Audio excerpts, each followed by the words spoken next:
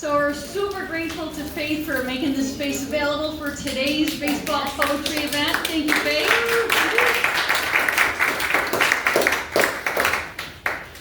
And Ed asked me to just give you a little bit of history. So when I was Poet Laureate in Woodbury a couple years back, we were doing themed open mics. And Ed said, how about a baseball themed open mic? And my face hit the floor. Really? Really? So I said, okay. And I ran it by Marla at the library, and her face hit the floor. And I said, no, really, we'll give it a try. And then we decided that we would go with this baseball theme. And we found Sara deBeer, a storyteller with a really fascinating baseball history she's going to share with you. Nice. And Bill came with his uniform on and red in costume. And everybody had fun, and it was crazy. People came as couples. It was like date night, and it was none of the heavy-duty drama that you can sometimes have, just saying, at poetry events. It was a very lighthearted, fun thing. And I discovered that there's a whole genre of baseball poetry out there, not just Casey at the bat. So I learned something, and all I know about baseball is that Andy Pettit 46 is a 10. And I'll read my poem later. You gotta wait. But we've got Sara, Ed, and Bill who are going to lead the show. I'm just here to introduce them. And I'm just grateful to everybody for coming out on this rainy day for this fun afternoon of poetry. So thank you.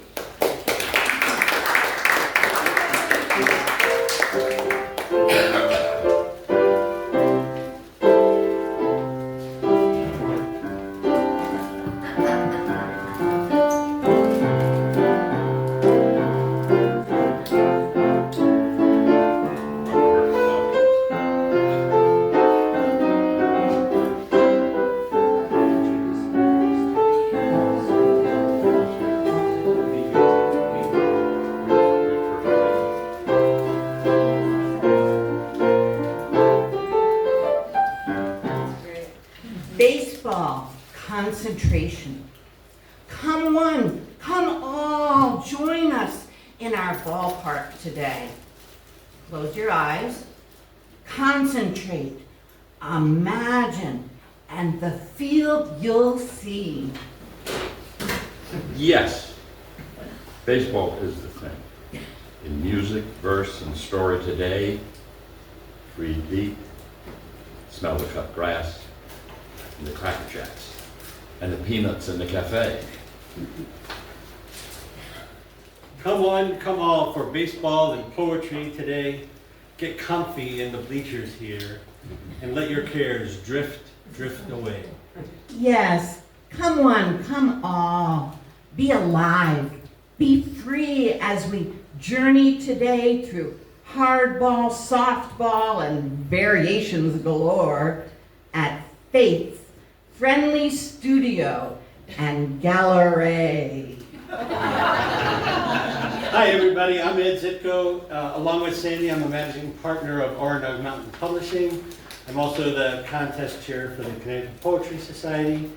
And I've been writing for 40 years, different things, but only really poetry for the last 5 years.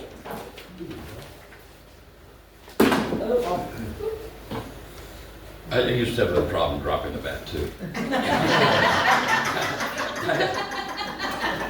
I didn't play baseball for 25 years, and then about 25 years ago, I answered a radio ad and played a whole lot of amateur baseball, and this is a ring from the 2011 Men's League World Series. Oh.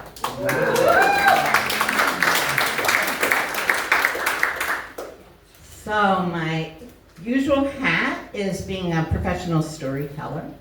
I'm also a poet, and the main thing I brought with me today, and that you'll be hearing a bit about, is that my great-grandfather started a business, deBeer, baseballs and softballs. I brought some cut-open baseballs and softballs for you to take a look at, and I'm looking forward to sharing my work with you. Ladies and gentlemen, Sara deBeer.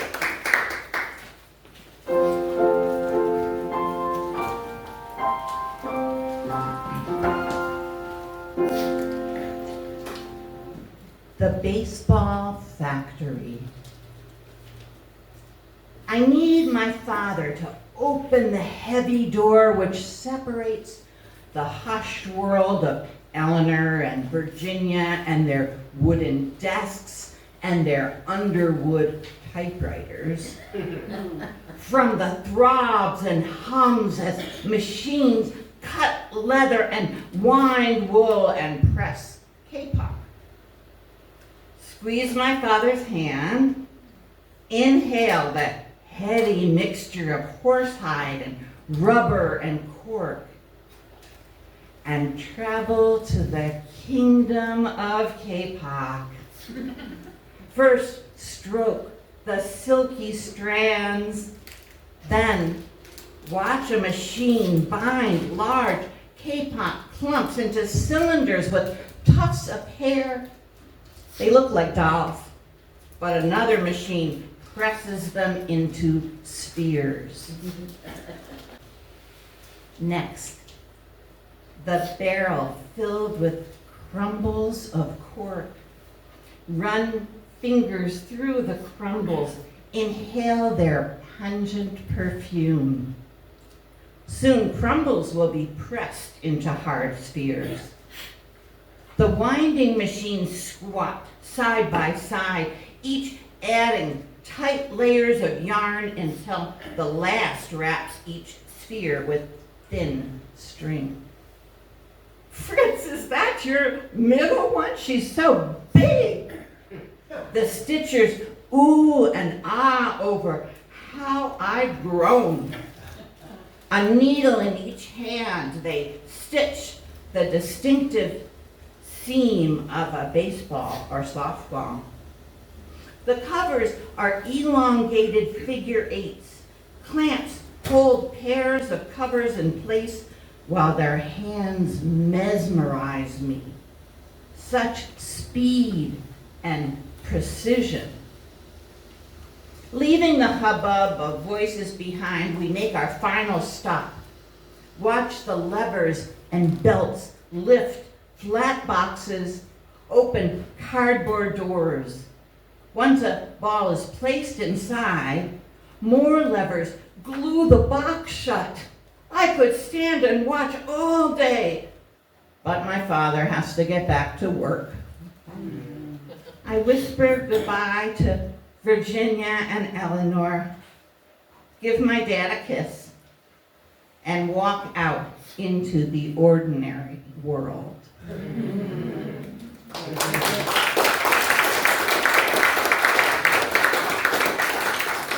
So my grandfather, Frederick deBeer Sr., was aware that when people played softball in cities, the ball would hit the pavement and the stitches would break. And he invented a specific way of cutting the covers so the stitches would wind up inside.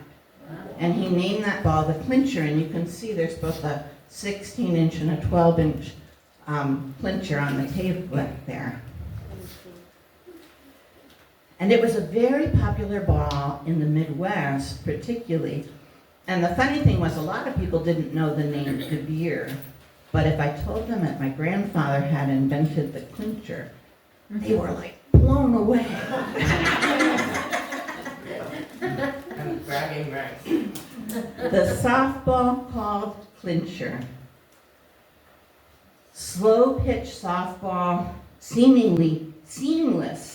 Its stitches hidden beneath a zigzag that joins together covers of leather with ingenious edges. It solved the problem of stitches which split when a softball hit the punishing pavement of hard city streets.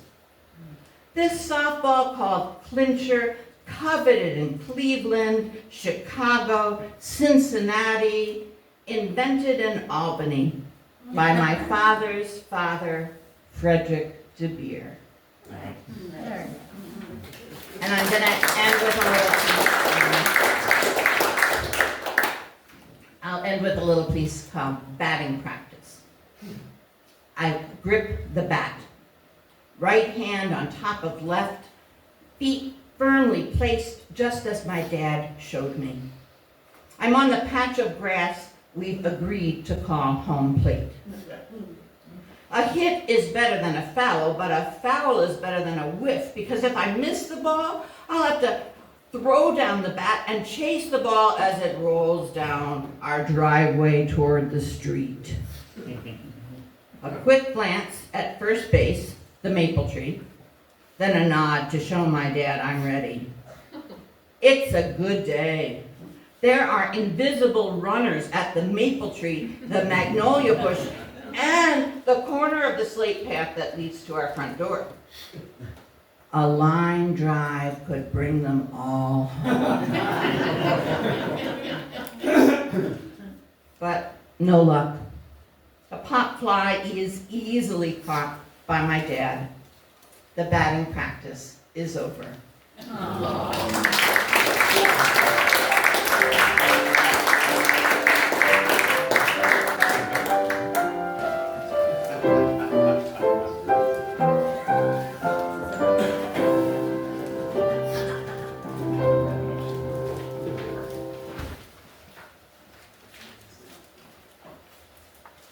Should we start?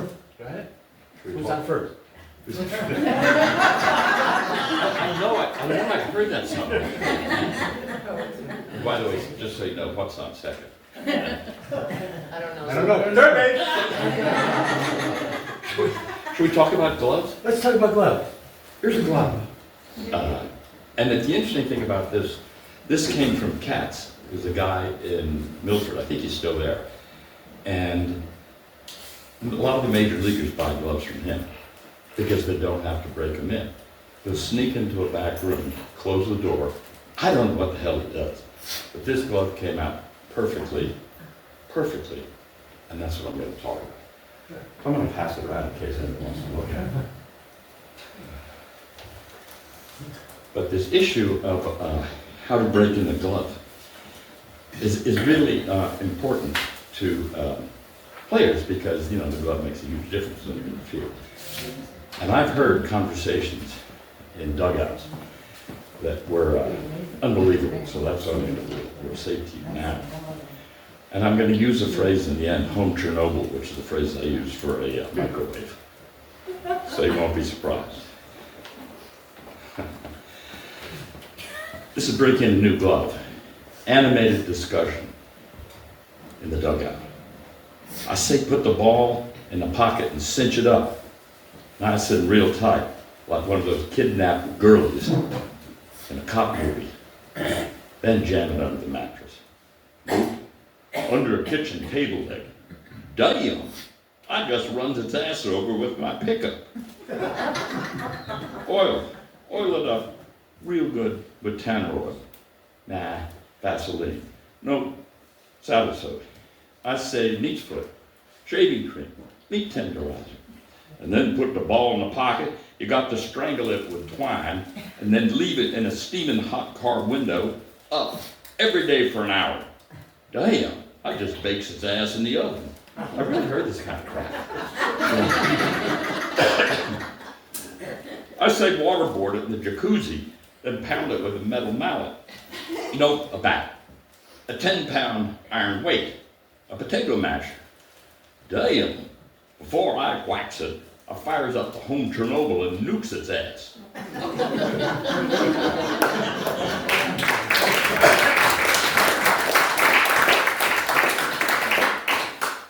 So you have more than one glove, right, Phil? I do. This is a captain's net. Yeah, and you have like favorite ones? That's the favorite. And my other favorite one lost. I can't find it. I don't know. Well, speaking of lost gloves, Yes. this is about my favorite baseball glove. It's called the lost glove. The day I lost my baseball glove, I tore the garage apart from the ground to the shelves high above. It was time to go. I was going to be late. The championship game started in 90 minutes. The day I couldn't find my baseball glove. I was flustered, panicking. My breath caught in my throat as I struggled with what to do. Again I looked, ground to shelves above. My mother sat in the kitchen, perfectly calm, sipping tea. The day I couldn't find my baseball glove. I yelled, I shouted, I tossed things about, I used words I certainly shouldn't have the day I couldn't find my baseball glove. Finally, she heard me, my mother, and came to the door, my mitt in hand. You need to put this away on the shelves high above. She took it, she said, to teach me a lesson. She had no idea championship day was coming, the day I couldn't find my baseball glove. It's the, she took it, it's the garage. No one's garage is clean. Ours will be, she said. Put it away next time. The day I couldn't find my baseball glove. I screamed, frustrated as I ran out the door. She never came to see me play. I bet she heard me curse that day because my mother hid my baseball glove.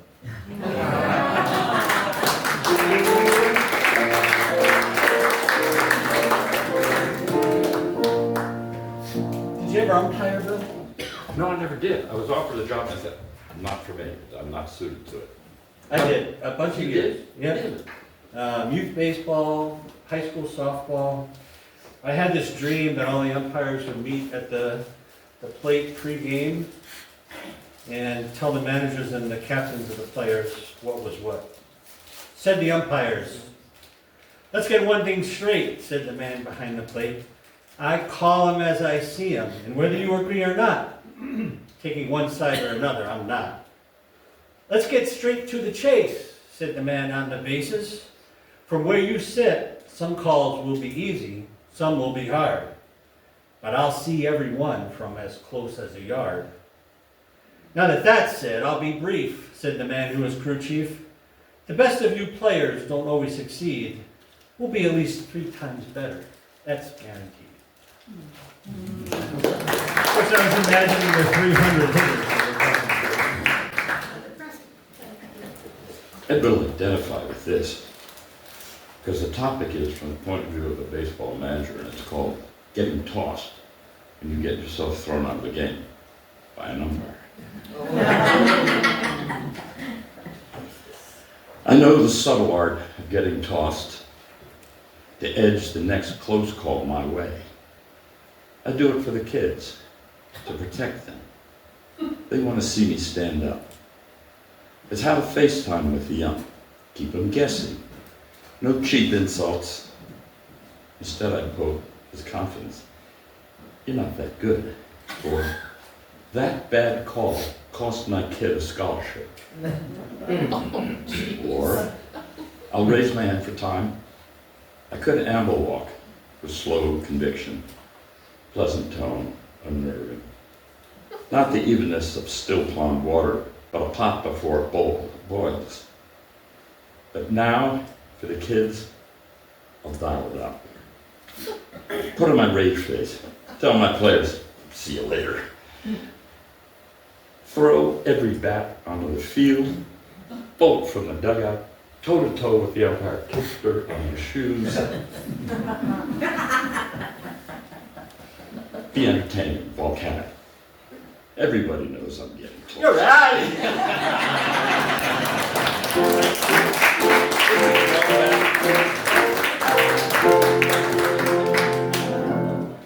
So I heard you have a problem with your shoulder. Yes. Yes. You want to tell us about how you talk to your arm? Well, yes, I'll talk to you about my arm. I had surgery recently because I haven't played for 2 years, but I'm coming back. And so I'm doing all the exercise and all that stuff, but I groan about my shoulder, arm, elbow, wrists. I throw as hard as ever, it just, no one's told the ball. How many cortisones, lidocaines, ibuprofens, steroids, each one more foolish than the last. And I talked to the ortho and he says, go ahead, you're gonna do it anyway. And I said, well, it's okay, we've got ice. And then I asked the ortho, how many pitches do I have? 3 or 10,000? And I asked myself, how much do I have to lose? And I know the answer. Everything. same as everybody else.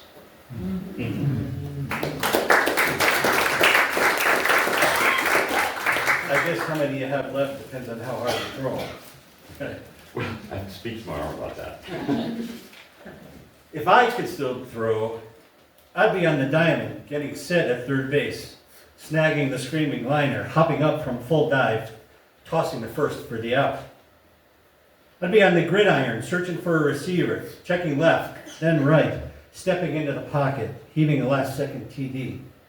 I'd be on the court, inbounding along the baseline, passing to a teammate free in the front court for easy layup and win. My mind says, yes, play. Do it. Just do it all. My body says, listen, or I'll hurt you. Shoulder and all. I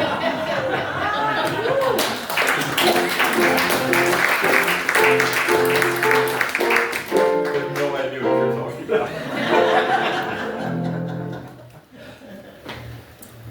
Next. Which is? Everybody here. Yeah, okay. This is my favorite baseball bat, given to me by a former major leaguer. And I'll tell you an interesting story. If you've ever thought about how hard it is to hit a baseball, imagine this is a ball. And this cylinder comes and it's a complete circle. It's extremely difficult. Occasionally, and I've had a few with this bat, you'll hit it just like that and the ball will jump. And if you want to know, ask Faith. Because several years ago, I took her for a hitting lesson with a guy I knew who was a former major leaguer for the Minnesota Twins. And he started working with her, and she wasn't particularly comfortable. But after about a half an hour, she started hitting the ball, and near the end, she had one of those. Perfect. And the ball jumped off the bat. You can hardly feel it when it happens. And if you don't believe me, ask her. But this is a sad story. It's about a broken bat. You'll see this is broken. Now, some people might like this. I'd like to see it. Everybody heard it. The screech like an assaulted seagull. The inside pitch I could not get my hands past. My favorite bat. Splintered. Broken beyond repair. His faithful sidekick. Smattered with smudges and chips. Never complained. Through all the misses, cheesy grinders, and lame swats. There's nothing like it in other sports. You could fix a broken tennis racket or archery bow. But there's no restraining a broken bat. Like other moments in the cycle, we all know it's going to happen.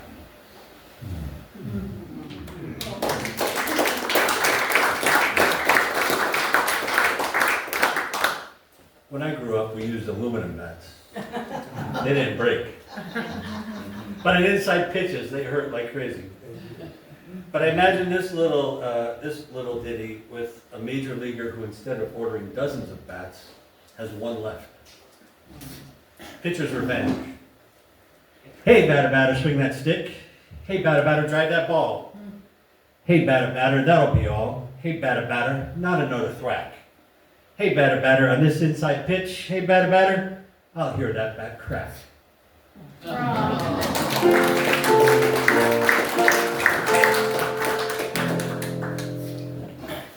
Would we be talking about catchers now? Yes.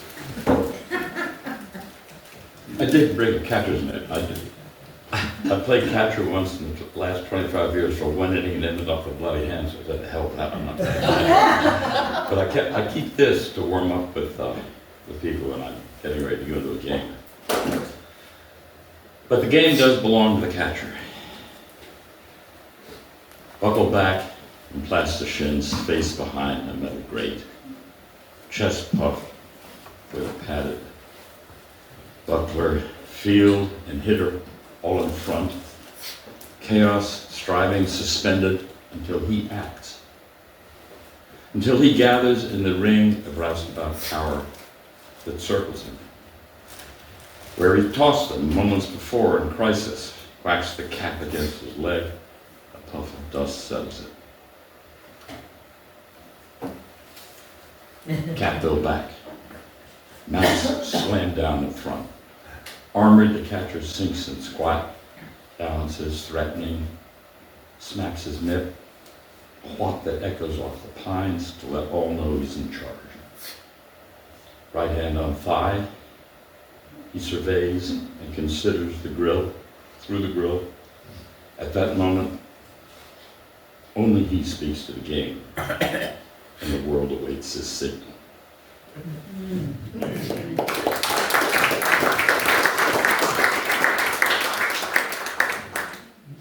Sometimes when the pitcher and catcher are in a real groove, there's not a whole lot to do on the field. So in those times, the game, yes, belongs to the pitchers and the catchers. However, you there in the stands, did you once play this game as a kid with your neighborhood pals in yards or streets or fields until the sun went down each night? Did you dream of the next day's game too? Did you wake, dress, gobble breakfast, and bolt, clutching glove, bat, ball, set to go in a flash? Yeah, I hear you. Sure, I'd have played for nothing. I'm on the field, but we're the same, you and me. That's right. We're here for one thing, and one thing only. The game. Baseball. Thank you very much. Good morning.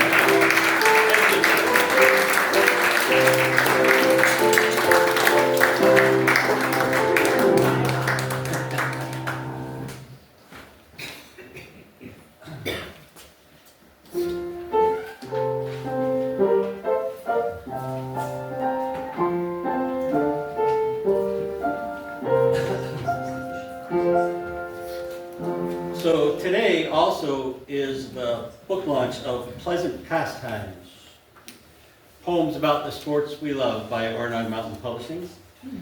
A writer from Poland, after doing one of our international anthologies, said, after we did a baseball one, would you ever think considering doing something about all sports? I wrote a paper on it, thesis. He sends me the whole paper. So eventually we got to a book of poems about any sport. There's 50 poems in this book, 18 sports. Baseball, basketball, curling, frisbee, football, gymnastics, soccer, pickleball, rugby, sailing, walking, tennis, track, swimming, lacrosse, motorsports, softball, stickball. Did I get those? 12 of them are about baseball, which pretty much says that baseball is the most poetic sport. There's no other sport in the book that has more than 2 poems. And we had 40 poets from 9 countries, 22 in the US and 10 in Connecticut. And if you have a poem in this book and you're here today, can you stand up, please? Wow.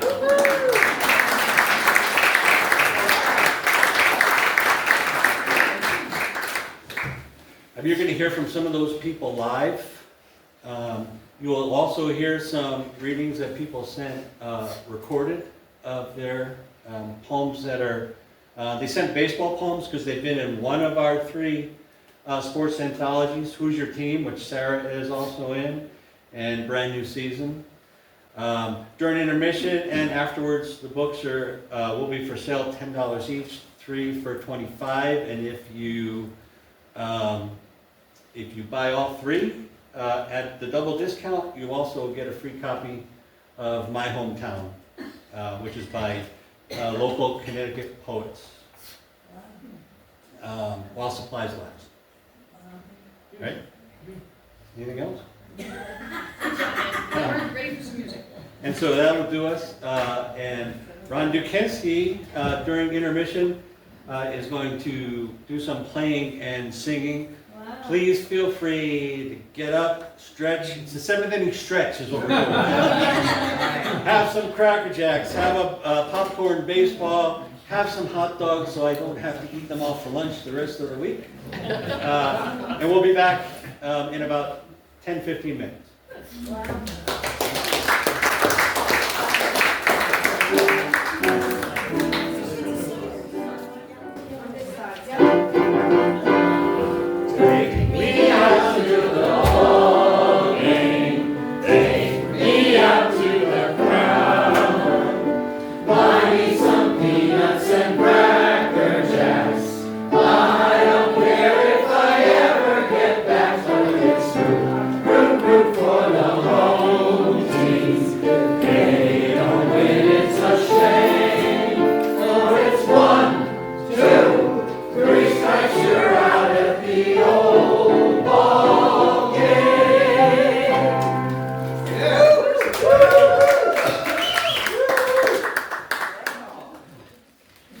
Maybelline Murderers, a poem for two voices.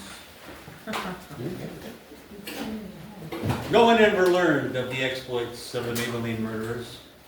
Censored at 10 years old, the first newspaper on the street was pulled right after the handwriting. Why, I asked. It's about our stickball team. It's not a very nice name. But we've massacred everybody many times. No street can match us. Still, must you have that for a mascot? Many tigers, knights, ballers. Nah, they don't alliterate. Alliterate? What are you talking about? Maybelline? Murderers? Maybelline. Marauders, muckers. Muckers? We've already made t-shirts for murderers with markers. You what? Where is it? Hand it over. But there's a game tomorrow. I'll need it back in time. I don't think so. But what will I wear? I can't not have a uniform. I don't care what you wear, but it won't be that.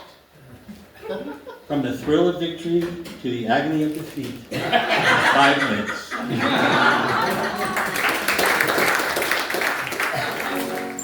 Okay, we have a mix of video readings and in-person readers.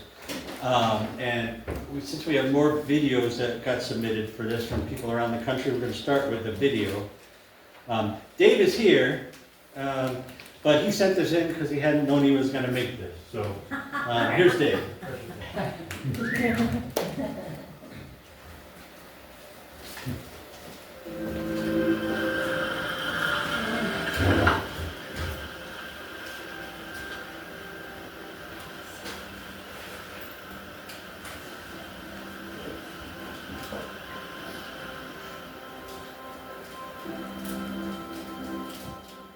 I drive to the old field of trodden dreams, root once again for our team. I wonder at the vastness of space between hope and home runs. Think, here is your reminder. Drink water, stand up, and take a walk. Think, here is your reminder. Drink water, stand up, and take a walk. I amble back to 5th grade when my worn glove tutored me in faithful love. Fingers warm, held tight in leather, warmth I'm sure of in catch or shame.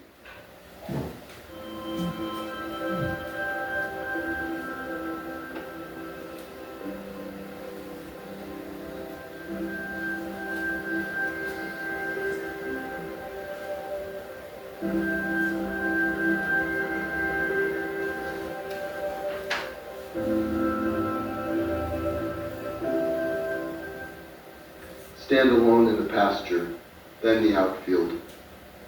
There are some words can't be healed, but hurt less in solitude, and after, sealed with a glove punch.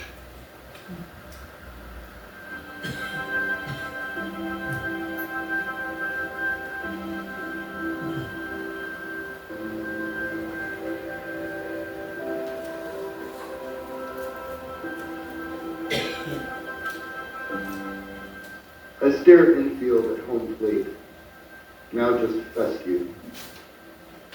No one comes to your rescue, at home or home plate.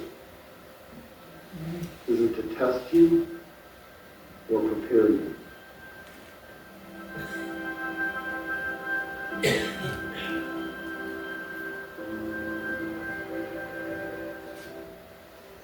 I should go back to my car.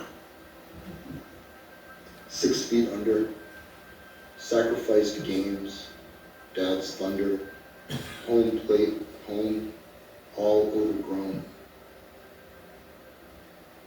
I stay to wonder in the outfield.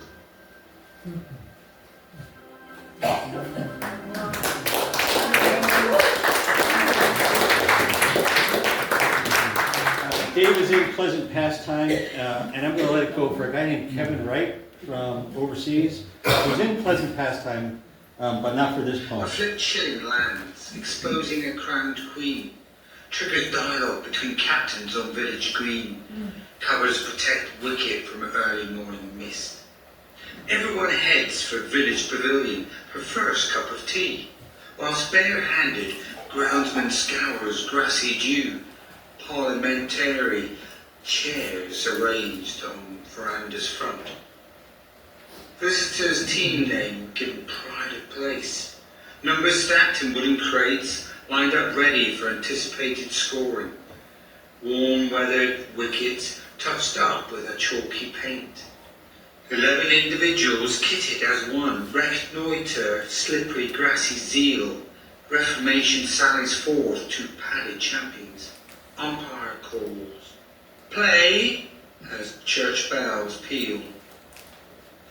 3 stumpy wooden staves are so bravely guarded. A stomping, snarling, serious-footed bowler runs the feet on fire. A slap on ground by batted defender warns the ball not to dither. Please be straight and short of length. Out! The ball did but dither, and took out a precipitous leg stump. None for one, bowl for an embarrassing duck. Quaint it may be, but birds of a feather must be obeyed. Numbers start to run from their box. 1, 2s, and none that pass into the encircling ropey world. The church rings midday, a rescue in hiatus. Only the last stragglers await their doom, but a luncheon rescues their disparaging purple claps. Cucumber sandwiches and fresh pastries salvage each soul. A groundman appears with roller. In slow measure, the middle is flattened. Was too wet this morning to roll back for pace. Mingling villages now chewing a year's bygone graces. Community at the heart of leather, swathed wooden spiel, virtually spined in a willowing endeavour. Enabling people to umpire a game to outwit a foe, to anticipate being thrown a googly affair, relish the spectacle, almost seems like real fun. A round of applause on returning to the jousting field of tete-a-tete. White snow-stained green peddle the promise of restricting more runs. All out, and not a century as yet passed. Tables now turned. Silly mid-on bends over awaiting a dental refrain. Only 30 run chase to win, and no longer shadows are cast. Obscure scoring and rules blithely allow a humouring smile. Rain has stopped play. Handshake and participation are reward enough for civility in sport.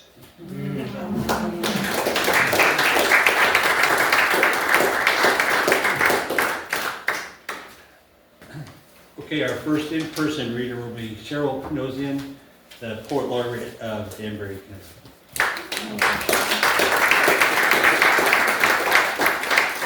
It's always so great to hear poetry in person because Sara inspired me to write something from my youth, so I kind of jotted down some thoughts, but thank you. This is Art of the Pitch from Mike Hampton. Between ball and hand, there is glove and breath. Tongue, lips, I'm going to start again. I'm tongue-tied. Between ball and hand, there is glove and breath. Tongue licks tips to grip stitch. Eyes blaze to plate. Head shakes. Arc of an arm winds back. Stretched like neck of a crane. Arched still. Ball bullets forward from mound. Curves down to strike.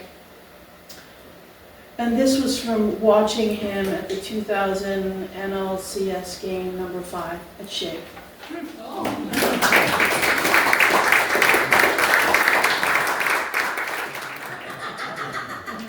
We'd like to. I'm going to be reading a poem that was published in Brand New Season and which was also recognized by the National Baseball Poetry Festival.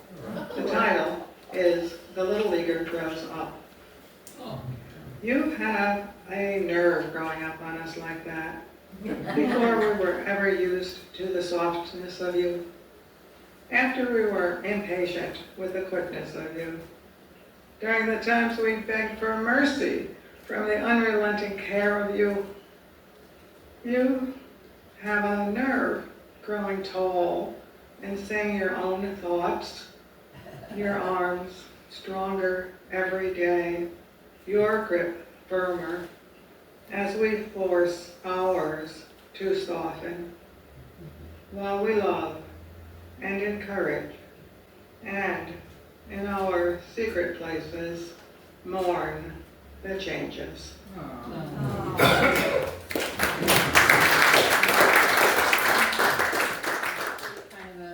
nice opener for me because my first poem is, I have 2 poems.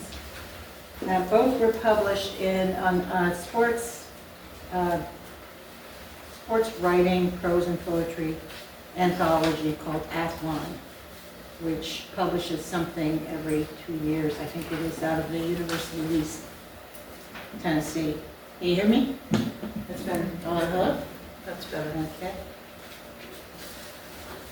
So my son, David, was an avid Little Leaguer. I was an avid Little Leaguer mom. I'd always loved the Yankees, and our family is a Yankee family. And as David grew up, everybody supported him in this. And we also would make it a regular thing, as regular as we could. We're very close, extended family, and we're all Yankees, everyone. So you don't let a red, sorry, both. That's just the truth. So my son was born in Manhattan and raised in Putnam County, New York. And so the name of my poem is New York Boy, and I will say one thing. He had the nerve, the gall, to grow up, and although of course we wanted him to grow up, but, and after college decided to join the Marines. And we, not much of a military family, were aghast because we were all from the Vietnam era, and I mean my husband and myself, and we were scared to death. But he did in fact graduate and then go on to the Marines. And when he went on to the Marines, he trained in Pensacola as a helicopter pilot and went on to do some missions, and after that, in his career, he was executive officer of the training base there, and, you know, had a wonderful life, loved Florida, not New York. So consequently, he was kind of flown out of the nest, sort of semi-permanently. But he still comes back, or he, came back, would bring his boys to go to Yankee games with us. Anyway, long story. New York Boy is the name of this to my son. Never mind that the Yanks lost that game in the ninth. or that summer had passed limping like an old dog in August. Never mind that we crept along in traffic hot as melting tar through Bronx streets so acrid and airless they stung our minds with seeds of winter hills. What's the point anyway if things have to end as they do? You on a plane afterwards, gone to bargain yourself another place, only a baseball team or two away from me, but it never ends. You collecting your young life and taking it all south, you in the pictures I keep tacked to my mind. When you were small, the team never left arm's length, and it was ours, just as it is now, yours and your boys. What am I to do? What to do? The world, my diamond, is a grindstone that shapes our lives, and all we are given is our base. Come see me again when the Yanks are sharp, when Jeter smokes the runners out and squints his green eyes straight at you from the field, until you think to yourself, this October they'll do it for sure. And I find you once again in summer, stealing home.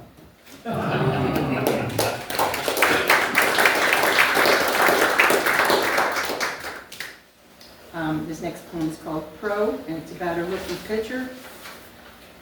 And it's quick, and I have no big story about it other than it's a young pitcher who's doing his first game in the big leagues, scared to death, not doing real well, and he has some flashbacks from his younger years when he played baseball. Dave, I want to thank you for that lovely video because it reminded me so much of being, out on those old fields. Pro. Maybe he has no luck that day, his first ever in the bigs under a bleak Detroit sky. He lines it wrong, not straight, wavering at the end, too low, something he didn't intend, and then he does it again. First time and out of control, so the boss stands up because after a while it's too long, too much at stake for rookies, and motions like his arm's a hook and the coach is on the phone. Maybe he just wants to cry and that's why he isn't breathing. He's holding it in like when he was 10. Somebody said, "You throw like a girl." Right onto the field they yelled it. Some kid on the side in green, not even on the other team. Now the last chance pitch spits out of his hand and he doesn't even know how. He corkscrews it right into the catcher's mitt, fast and close under the letters. His specialty come back, and then he does it again, and the boss sinks down in the dugout wing, and the coach hangs up the phone without having said a thing. Into the dugout. The scorekeeper will usually say, the three batters coming up. Sara, Bill on deck, Ed in the hole. I'm going to play a couple of videos. Nancy Manning on deck, Kathy Reinbold in the hole. This is William Dirge. We passed his intro. He's from Frederick, Maryland. Right fielder. In the Pee Wee League, if you got put in right, it meant you were the weakest link in the chain line of defense. And inning after inning sometimes might pass without a workload so small as a slow rolling ground ball. In the interim, you spent your time chasing butterflies and counting dandelions. But that was then. Now you know that any pro worth his salt can aim a tater to left, right, or center. And every fielder has to be always on his toes. And if you're good enough to be on the winning team, it's guaranteed that when they take the trophy pick, you'll be right up front in the thick of it. Not just something on the side, like coleslaw and fries.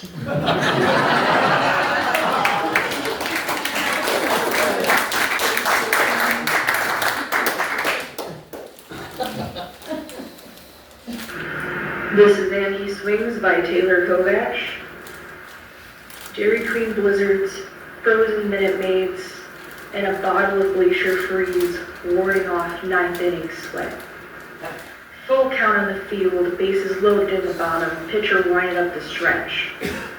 Bone fingers and painted faces, still with bated breaths. Outfielders take a step back.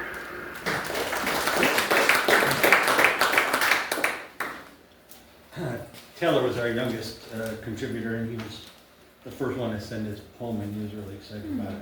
Wow. Nancy Mann. All right. I'm a huge baseball fan, huge. Anybody who knows me, I'm obsessed, all right. I blame my parents. What team? My father was a Yankees fan. My mother was a Red Sox fan. Oh. Which am I? I don't know. Mets fan. Tigers! I love the Detroit Tigers. I don't think my mother's ever forgiven me.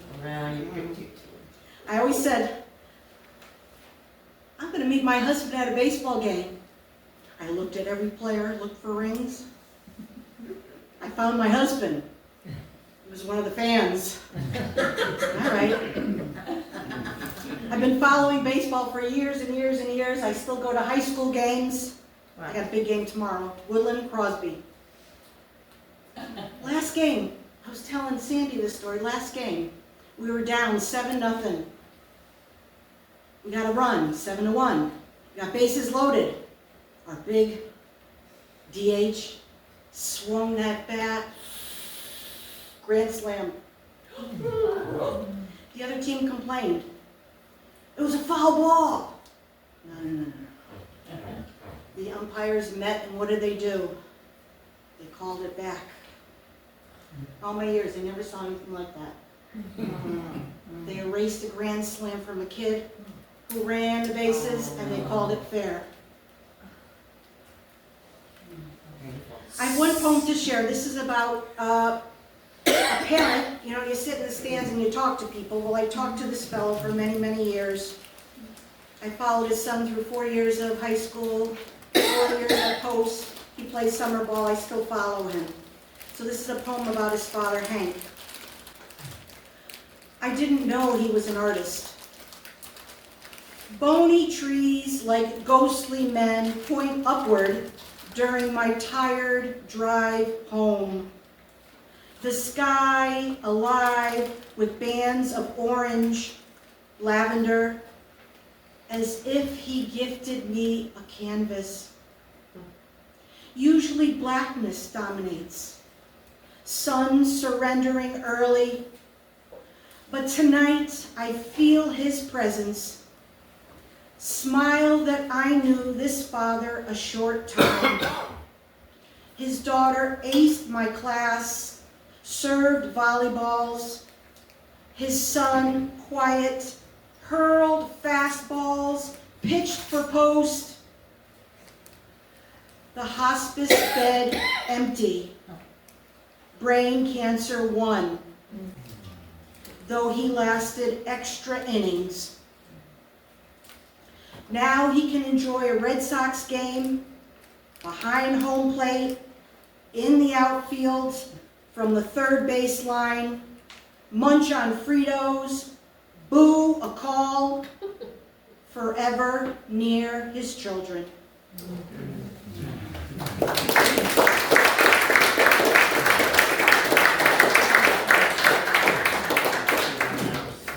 Kathy, I'm going to play one more video, and then you'll be up. And then Cindy Davis in the hole. No, I'm gonna go. You're going to go? Yeah, I'm gonna go. All right. Ed Hubs.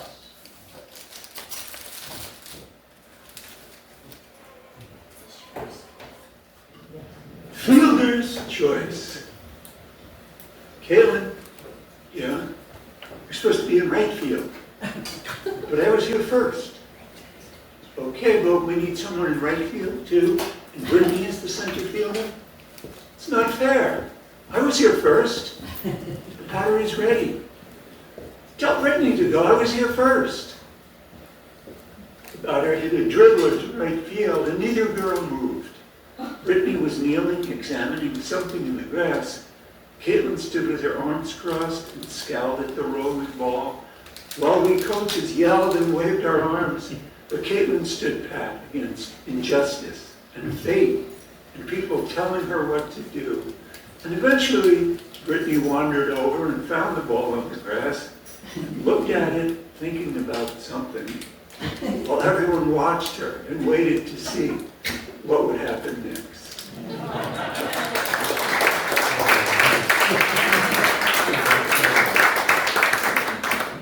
Kathy?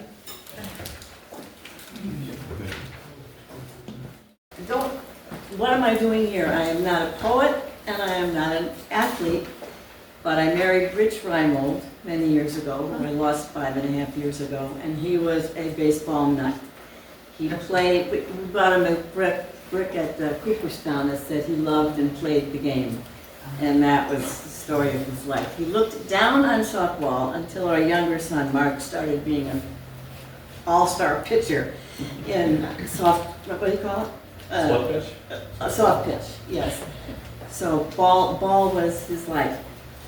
I was given this poem sort of in honor of Rich. That's why I wanted to come. It's called Pitcher, and it's by Robert Francis. Some of you may know, yes? And I thought it was really wonderful. His art is eccentricity. His aim, how not to hit the mark he seems to aim at. His passion, how to avoid the obvious. His technique, how to vary the avoidance. The others throw to be comprehended. He throws to be a moment misunderstood. Yet not too much, not errant, wild, but every seeming aberration willed. Not to, yet still to communicate, making the batter understand too late. Before we get to Michael Gary, it's interesting when you do some anthologies and you put them together and you meet people.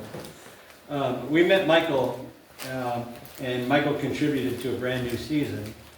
And as we're talking, Michael says, you know, I wrote a book about the Mets. And then a little while longer, we get to a thing where he starts talking about how he became good friends with the Charles family.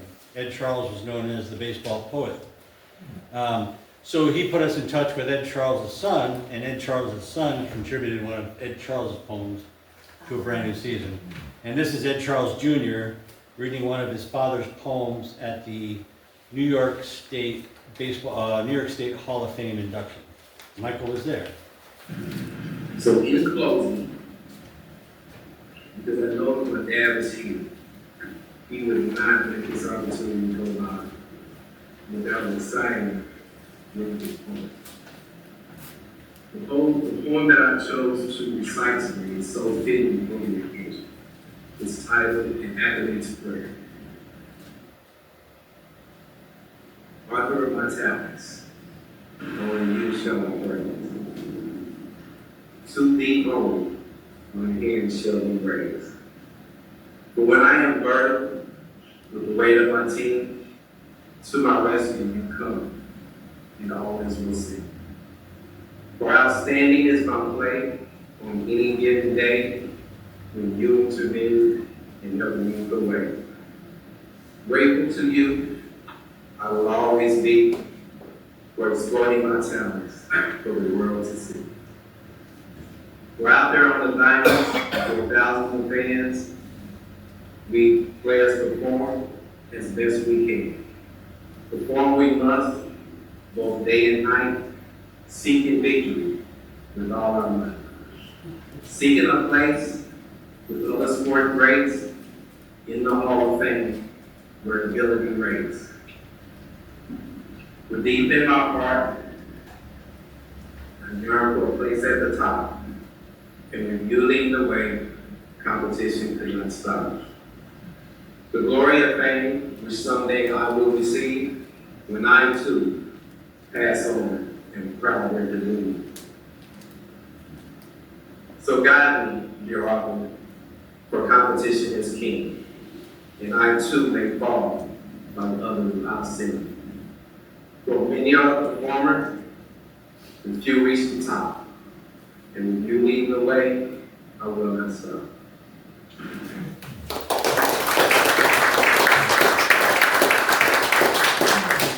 So the second fade was in there because it got a little bit choked up in the middle of the poem. Michael Garrett. Okay, thanks, Ed. So yeah, following up on what you just heard from Ed Charles Jr.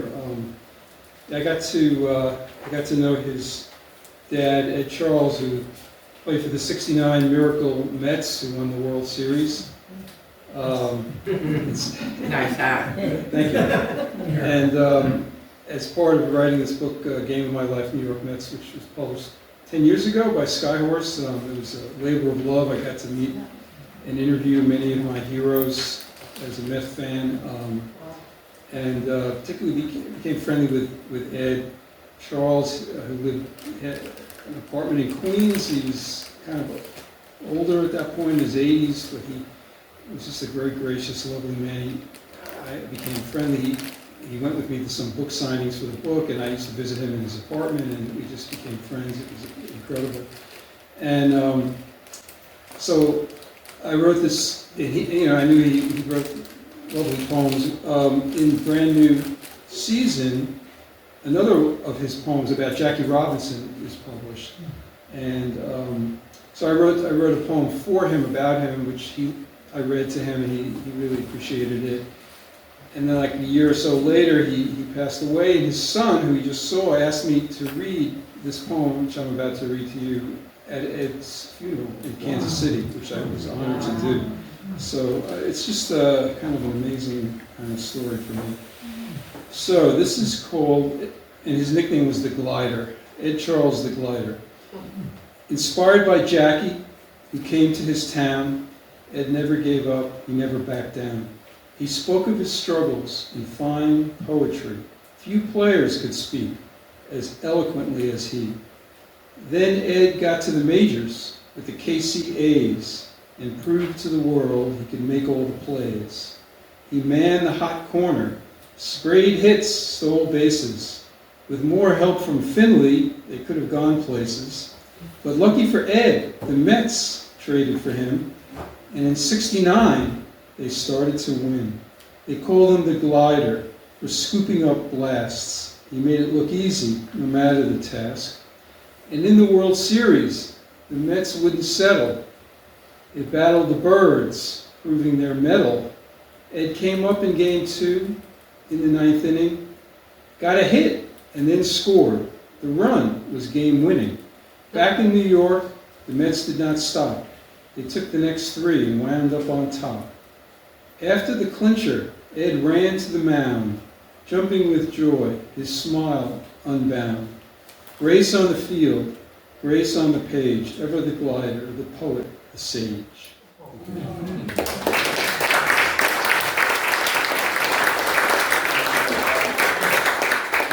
Thank you. And then one more, in Pleasant Pastimes, I wrote about my wayward youth playing stickball. It's called Stickball Dreams. We didn't play on the street like Willie Mays and the Harlem Kids who measured distance in manhole covers.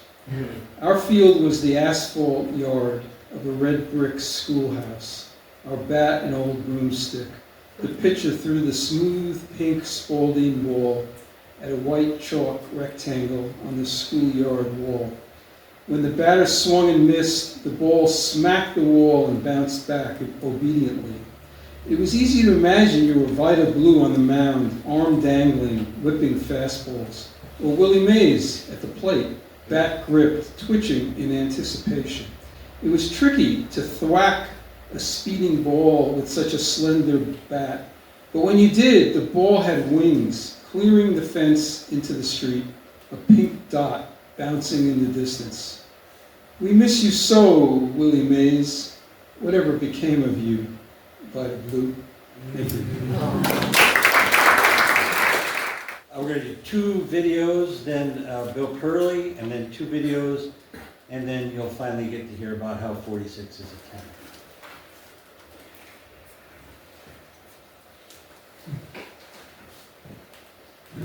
Walking in Central Park, feeling the rolling waves of a frisbee, underneath the sounds of baseball and laughter, memories are shivering in my thoughts.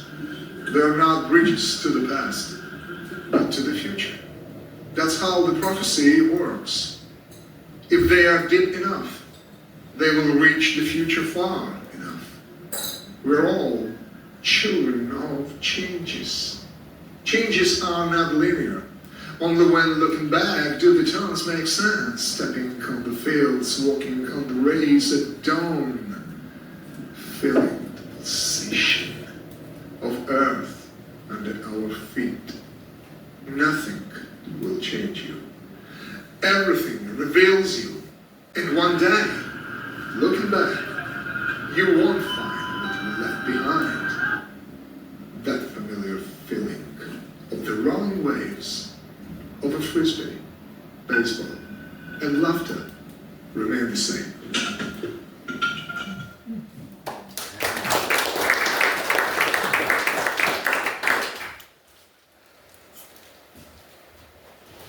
Hi, my name is Joe Kloponis, and I'm going to read to you today my poem that was in the Who's Your Team anthology published by Orenaug Mountain Publishing in April 2024.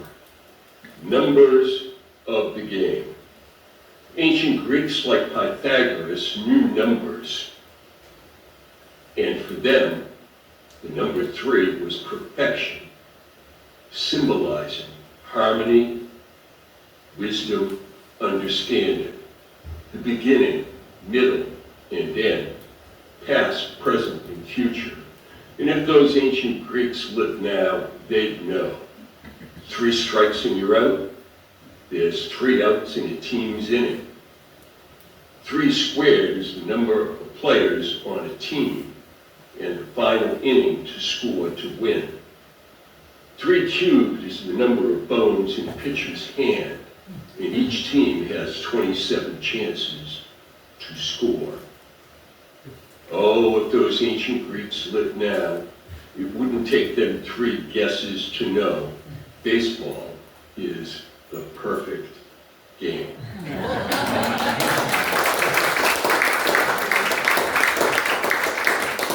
Don't let this one go. You all know this person. Hi, I'm Thomasina Levy, and I wrote a poem about baseball from a mother's perspective of watching game after game after game on the field for many summers, watching my 2 boys play baseball. And it's called Strike Zone. Camping, feasting on ooey, gooey, sticky s'mores, becoming spellbound by the glowing embers, hiking to the top of Mount Whitney, loons yodeling as the mist rose off the lake, Marcy Dam at night, gazing downward at reflective stars, twinkling up from sibylline depths, family, friends, husband, sons. Crack! Life threw me a curveball out of left field. We dropped the ball on camping, and we made a change-up in our lives. I became a ballpark figure who sat and watched and watched and sat and sat and watched and watched and sat. No more loons on the lake, just ducks on the pond. I was in a no-win situation. I pitched a fit and called, "Hey, time out!" And I choked up and balked, "What happened to camping?" But I was way out of my league with these boys of summer. I just couldn't catch a break. My pleas were rejected, and as I forfeited every single weekend, just a root for the home team. I called a family meeting to touch base, maybe bat around a few ideas about how we might spend our weekends differently. But they tell me it's important to be on a team. It builds character. If you skip practice, you have to sit out the game. My team needs me. There is no I in team. But you know what? There are two I's in sacrifice.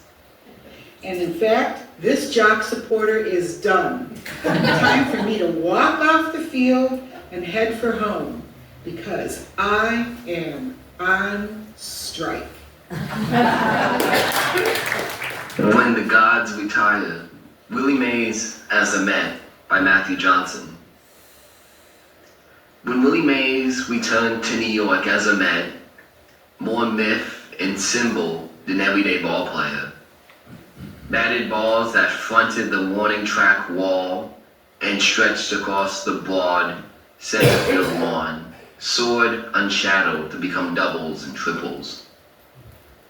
The Golden Glove who once captured those long and loud outs and washed away the mistakes of his pitches, like baptism, nowadays had trouble keeping up in the outfield, as the greatest ball player God ever fashioned quickly and humbly realized that even he can't play forever.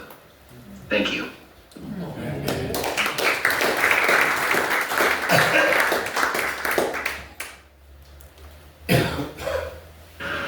Hello, I'm Arlington Harris from Chicago, and to commemorate the start of the 2026 baseball season, I wanted to share this original work describing an event that happened during the 1976 baseball season 50 years ago.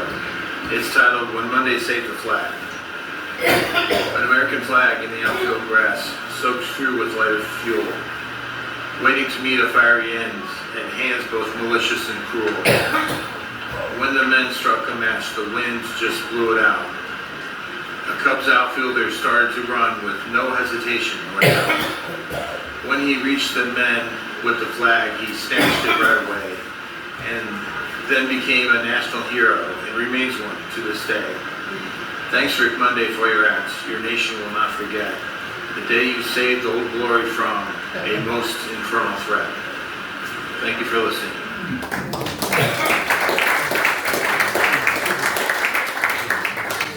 Sandy Carlson.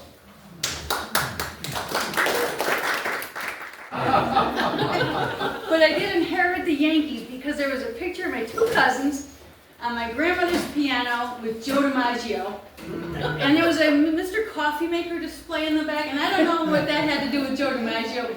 One of the stories was that my Uncle Joe pulled him out of a bar down in Stamford and got him to take a picture with my cousin. I don't know, but Joe DiMaggio was on the piano, therefore I was a Yankees fan. It was very simple. And I had no love for baseball when I met Ed, although Ed was a sports reporter when I was education reporter in the New Milford Times, who was at Tonic Valley Publishing. And we started dating, and his dad got complimentary tickets to go see a Yankees game, which meant going to New York, which is not my idea of a good time on any day of the week. But you do what you gotta do, right? So I went to New York, and we're sitting at second base or something, and there's a Greek god on the hill. That's all I got to say. Except I'm going to say this. 46 is a 10. That 46 is a 10, I mused, from the stands. A Greek god with ball in hand. A mere mortal, this fact I refused. No simple man could muster such command. That 46 is a 10, I was sure. Andy on the hill, eyes locked on able foes, dissolving their resolve. There was no cure. 3 up, 3 down, with Andy, how it goes. That 46 is a 10, this I know. When he's in the dugout, there is no show. All power in pinstripes, living poise and grace. A left-handed marvel, a piercing game face. A quiet giant, 46 is the boss. Cooperstown without him would be their loss. Thank you.